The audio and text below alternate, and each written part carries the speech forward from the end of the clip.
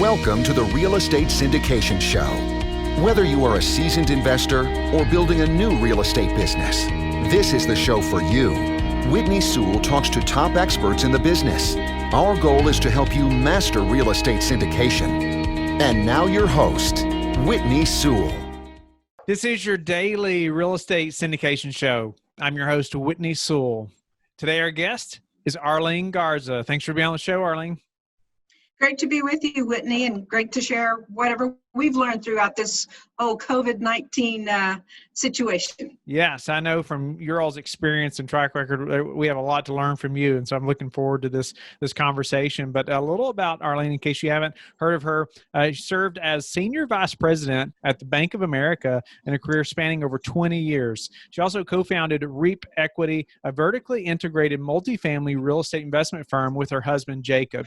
Arleen and Jacob have bought, managed, and sold over 2,200 units in San Antonio and Houston, Texas. In 2019, Reep was named the fastest growing company by the San Antonio Business Journal. Well, congratulations on that. That's pretty cool. Thank you. That was an exciting night, and we were glad that our team was there with us because they make it happen. Yeah, that's awesome. Awesome to enjoy that together as a team and just acknowledge their hard work as part of it. And I hope we get into that a little bit. But first, why don't you tell us a little more about just who you are and maybe leaving the corporate America and moving into this full time into real estate. Sure, it's a great story. I truly enjoyed my time in corporate America, and the banking industry provided a wealth of knowledge and skills that I found that I've been able to utilize in this industry. And my husband had a property management software company that he founded shortly after we were married. And when he sold the company, he said, we're going to move. And so we moved to San Antonio because it's very landlord friendly, and we felt like there were opportunities to buy real estate. I hadn't really been exposed to real estate other than just underwriting from a lending standpoint at the bank.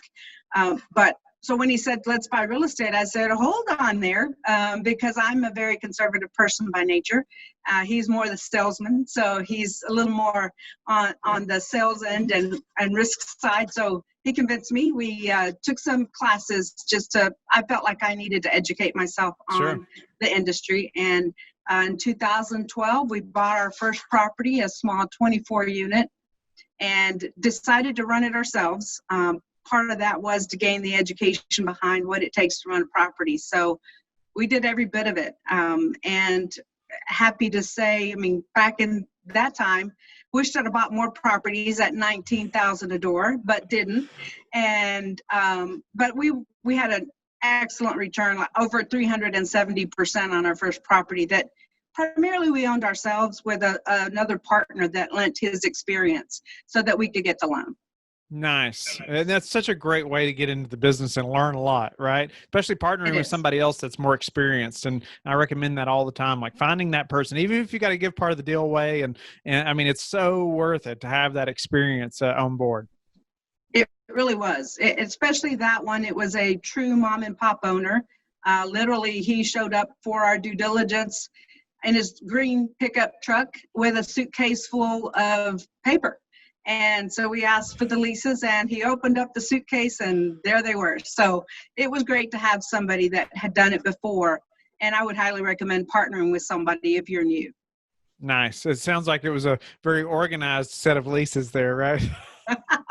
Yeah, no, it was interesting. But the great thing about that property is it had great bones. And so we also knew that it was very well below market in terms of rent. So we knew the upside was there. It was just a matter of making it happen. Okay. So, I'd love to dive into that, but I feel like I want to move into why, I guess, you all decided to have your own in-house management, be vertically integrated. And, was that because of the first deal, or was it, few deals later until, you all really made that decision, or did you use professional management for a while? Just explain a little bit of that to us. Sure. Well, our first three properties, we bought the 24 unit, we bought a 28 unit around the corner, really thinking that we'd gain efficiencies of scale. We'd be able to hire a manager to run both. And then we bought an 88 unit and 143 units. So we kind of progressively got a little bit bigger. So we managed all those 4 properties on our own. And then through a mentor that we met, it was recommended, you guys are spending so much time, on the business that you can't really grow. And we hadn't grown very fast. It was enough for us. So we decided to go third party in late part of 2014. And we did try third party management, a couple of companies. And I just want to be clear to say there are some excellent third party management companies out there. We just found that we knew a lot. And so it was tough to wait a month to find out what had happened at the properties. We were very accustomed to knowing daily whether occupancy was moving up, where collections were, et cetera. And so we decided in March of 2017 to bring the properties back in-house. And part of that was we had reached a certain level of scale. We had over 1,000 units at that time, and we felt like we could hire the right team below us to run the day-to-day, and therefore we could still focus on acquisitions along with running the management company. Nice. Okay. So you tried a few other management companies, and I can understand that and relate. We did some self-managing when we first got into real estate, but then all the larger stuff has been third party. But I can't imagine trying to do all that myself, especially now. And I can see though how it would keep us from growing. I mean, I'd be so focused on all the day-to-day stuff and making sure all that's done that it would be hard for me. But it sounds like you all have been successful building really your own management team. And so, at 1,000 units, said, you've got the scale now to start hiring people and bringing that in. Can you elaborate a little bit on that transition and maybe some points that maybe we need to know if the listener or, if some of them are at 800,000 units, 1,200 units, and they're contemplating, bringing that in-house, what are some things that you all learned that we need to know? Sure. That's a very good question. So for us, it was finding that right regional. At the time, we hired a regional. We felt like that was enough for the properties that we had. And so finding that person, and you're competing with all the big guys. You're competing with the Graystars and the Lens and the big companies for talent. So we felt like we had to distinguish ourselves. What we offered was a culture that we felt was conducive to happy employees. And it sounds very cliche, but that really has been a big part of our focus, is having an environment where people had the ability to contribute and contribute at a high level to what we were doing. And so hiring the regional was key. The other piece was accounting. I think that's the element that scares a lot of owners the most, is having the accounting team in place that can process all your payables, project your cash flow, et cetera. So that was a big part of the 2 big pieces that we initially hired. And then we still kept pieces of the company in terms of running it. And we ran it that way. And then Jacob and I, my husband and I, were both kind of overlapping a lot. And so for any couples that are out there, doing this together, I would just recommend find your unique abilities. I had an opportunity to go through Strategic Coach, and one of the first aha moments was we're duplicating our efforts. And so I came back from one of the meetings in Chicago and I said, I'm going to do acquisitions because that's my background. And how about you do operations? And it's worked out beautifully. He loves it. And I get to step in and still contribute on the financial side of it. But I'm happier doing acquisitions on my end. So it's been a really good thing. I like that. And I think a lot of times, and whether you're husband and wife or whether you're just 2 business partners, there's probably items that you don't realize you're both working on, and it doesn't have to be that way, right? You can free up some time. I agree. And there are lots of things that you hate doing. I mean, there are those things in every business, but there are those things that you're better at and make you happier. And so once we determine those things, it's just made life much better because we're with each other 24/7. So it's important to have that balance. Sure. Okay. So, moving forward a little bit, you all have had in-house management now for a few years. What are some things now that that, you know now that you wish you had known, say, 3-4 years ago when you all were getting this started? I think the thing that I wished we had done more was automate a lot of processes. We've done that. Luckily, 6 months ago, we decided to have every property do all the payments online. And so we rolled them property by property into that process, and it's proven to be of immense value now. When residents weren't coming into the office to make payments, they could literally do that via ACH or an affinity card through a vendor, HEB, Walmart, et cetera. And so that was a huge thing for us, in addition to developing a set of key performance indicators. I think when you first start out as an owner, you're busy with the operations, and then you realize there's some things that I really need to track in order to know where the business is going. And so developing those and having an automated process for gathering the data through the software system, and then others that we do just through our asset manager, has proven to be really, really important. Could you elaborate a little bit on how you have automated the process of gathering the information for your KPIs? So what we've done is we really worked in partnership with Resman, who provides our property management software, and we looked at, they actually had a daily report that provided a lot of information. And so one key thing was to meet with their operations team to understand, where does the data come from in your system? And is it on a daily basis updated? Is it, behind a day, your renewals, all of that data? And then we said, okay, what does the system provide us? And then what are some additional things that we need to pull just from our own processes? And so it's been a combination of those two things to make sure that we are tracking our move-ins, move-outs. And the big one is our lease trade-up report. Are your numbers going up? Are they going down? What are your property teams doing?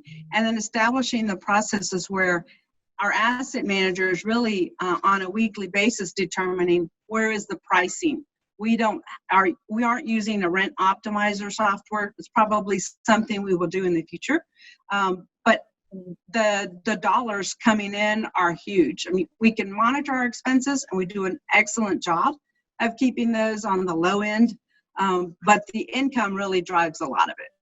Sure. Any other KPIs that other than the obvious ones, that you all found have been very valuable for you to track? Well, I think for us, on the collection side is a big piece of it, because you can get data down to, your other income versus your rental income. And that's been big. But for us, it's been that unit availabilities, how many units are available of each unit type at any time, and setting a goal of what percentage of your units need to be available, because you can't lease them if they're not ready to be leased. And so having that number is important, along with the pricing of those units, upgraded or standard units, et cetera. So those have been big things for us. So let's talk a little bit about how, being vertically integrated helped you all through this pandemic, and what that looked like, and how you all handled that. I mean, and maybe, being vertically integrated versus if you hadn't been. Sure. So again, as I mentioned before, third party is great. However, your data isn't arriving very quickly. You might, at the end of the month, when you receive your financials, then react to what has happened. So what we've found is, from the very beginning, when the year started, there was all the talk of, real estate will soften, et cetera. So we realized that 2020 was going to be the year of operations, and it has proven to be so in a big way. But even before that, well, let me step back. When the news of the virus and what was going to be happening, and then the shelter in place directives were coming from our state and local and federal, government, we said, well, how are we going to do this? What is it going to mean to us? And the big key was that we were deemed to be an essential business, which meant that we could stay open. Now, what we found is that we needed to have a plan to stay open, which sounds silly, right? I mean, why do you need to plan to be open? But in this environment, we found that we really needed to be. So our vice president of operations developed training for each member of the team, and literally she and her team went to every property to train everyone on the safe way to do work orders, to interact with folks in our leasing offices, et cetera. So that was a big thing. And then the second piece was for our maintenance teams. How are they going to do service orders? How are they going to be able to do that in a safe way? So again, the training on how to clean their tools, all the PPE, the personal protective equipment, how to utilize all of that was important. And for us, we know that people will not renew their leases if work orders haven't been done. I mean, that's what makes people the angriest, I think, at our properties. So for us, it was important that we not only fix emergency items, which a lot of our competitors were doing just emergencies, but any work order that we could get done. And so for us, we've had over 1,500 work orders completed since COVID started. And we hear it from our team, we hear it from our residents, but the key was making the employees feel safe, giving them training, giving them the equipment they needed to feel safe going into a unit or interacting with a resident. Now, in addition to that, we also modified the leasing offices themselves. So we went in and put in the acrylic shields in front of the leasing desks with a little, like a bank window where you've got the little box cut out where you can, slide your paperwork through. And that was very well received by our team. They felt like that was going to help them in staying safe in this environment while taking care of residents' needs. So that was a big one. We put signage at the entrance of our leasing office that said, this is how we're going to take care of your needs, but it will be done just in a very different way, but we still want to take care of you. We marked off our leasing offices. We put the little social distancing feet that you can, vinyl stick-ons that you can put in, so people knew where it was safe to stand. And what we've found is that the feedback we got from that was, thank you for doing that. I mean, our residents care about their safety just as much as our employees do. So the other thing that initially when they did it, I wasn't quite sure about was removing the couches and the chairs from the leasing offices. Because again, that encourages people to come and sit, and sometimes it's not, the 6 feet or the social distance that we wanted. So it was okay. It's been okay. And again, it told our residents we care about your safety. And more importantly, it told our team members, we want you to stay safe. We appreciate that you're still coming to work every day, and we're going to do our best to keep you safe. So much about communication, isn't it? It really is. Even with the residents, I mean, I think Right. That's been the biggest thing that we've seen is, everybody was worried about collections and what is April going to look like, and then what is May going to look like, and now we're into June. And a lot of that, I think, has been very successful for us because we have talked to our residents. We reached out to every single one of them and let them know that we care about them too. We did grocery bags for our residents. We had an assistant manager that came in and he said, I feel really good. He said, I'm doing my job and I'm collecting the rents. He said, but I've had a couple people come in that, said, I'm going to process my payment online for you, but I may not have money for groceries.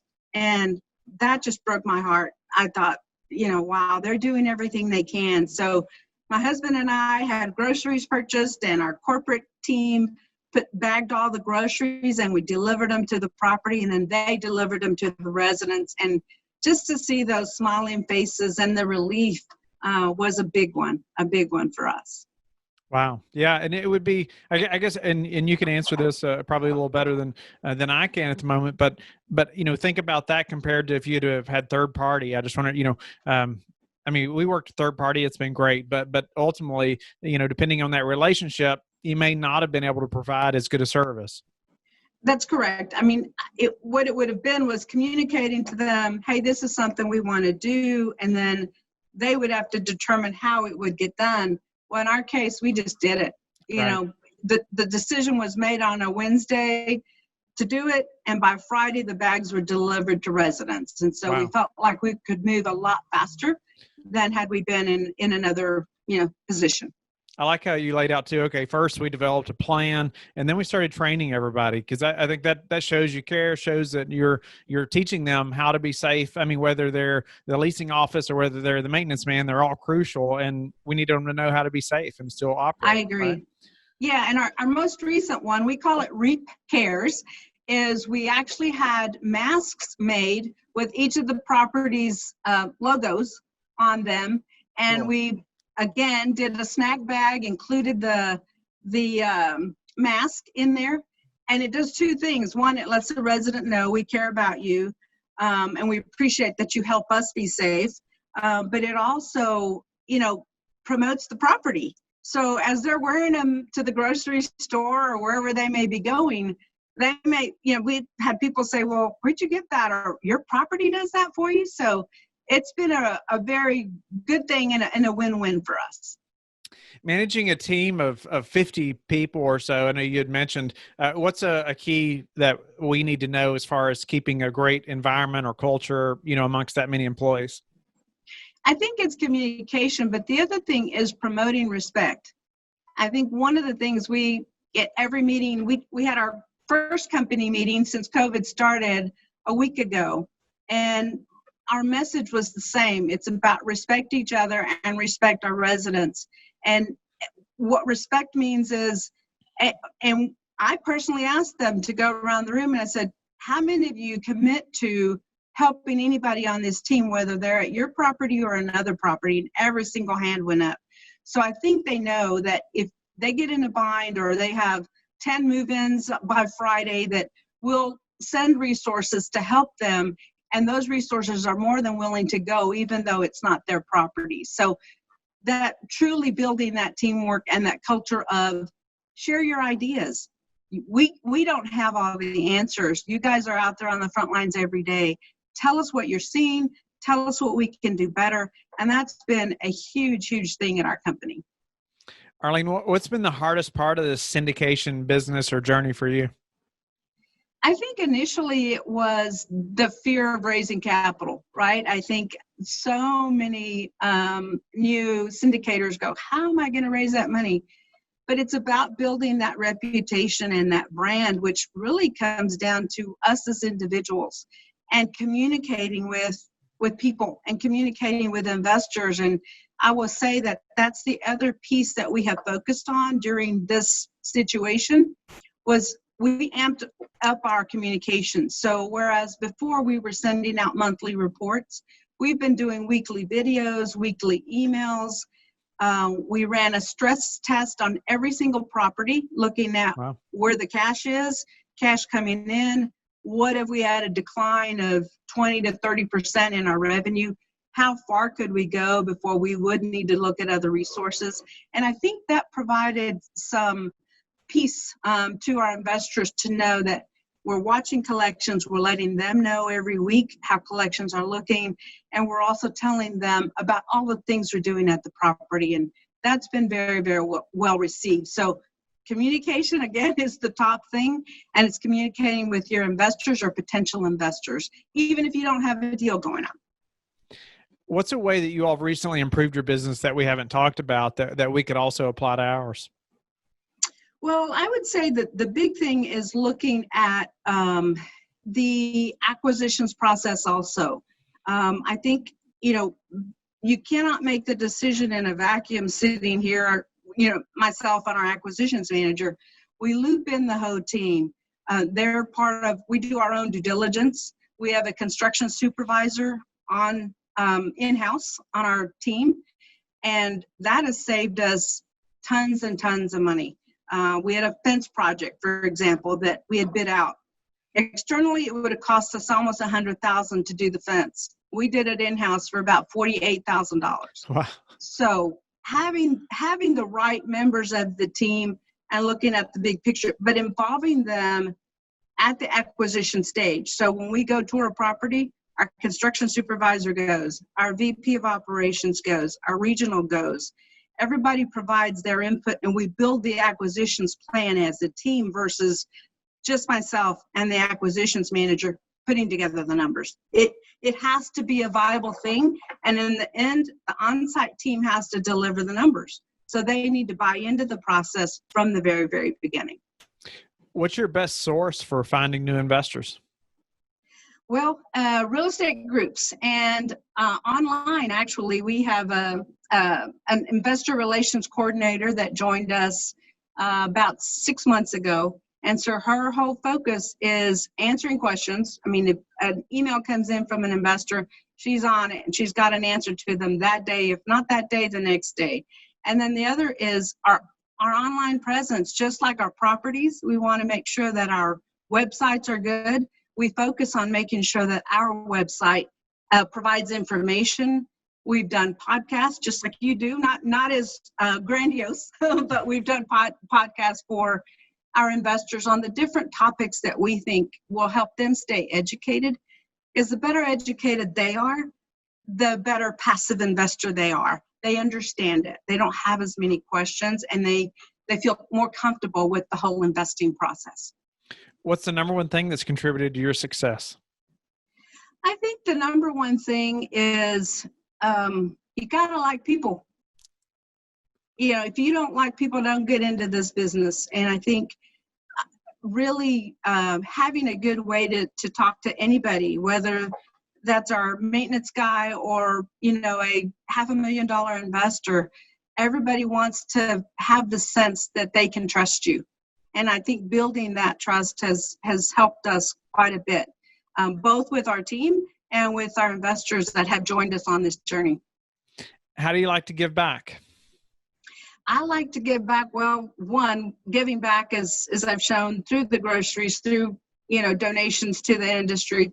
But the other thing is sharing our knowledge. I have phone calls from people that we meet, potential investors or potential syndicators, who will call and ask me questions, whether it's about their underwriting, you know, take a look at this, and can you tweak it? Is there anything else I should be looking at? So what I believe strongly in is that somebody helped us get started with our very first property, that sharing their knowledge, sharing their experience. And I believe it makes sense to pay it forward. And I don't mind taking the phone calls or the emails and sharing what I know with anybody, because it is a team sport, and it takes a village to, you know, buy these 20, 30, $40 million properties. For sure. Well, Arleen, I'm grateful for your time. It's been a great show. I've enjoyed getting to know you better and understand more about your all's business. Tell the listeners how they can get in touch with you, learn more about you, and your website. Great. You can reach us at Reep, REEP, equity.com. The email is invest@reepequity.com, or my personal email, Arleen, ARLEEN, at arleengarza.com. Thank you for listening to the Real Estate Syndication Show, brought to you by LifeBridge Capital. LifeBridge Capital works with investors nationwide to invest in real estate, while also donating 50% of its profits to assist parents who are committing to adoption. LifeBridge Capital, making a difference, one investor and one child at a time. Connect online at www.lifebridgecapital.com for free material and videos to further your success.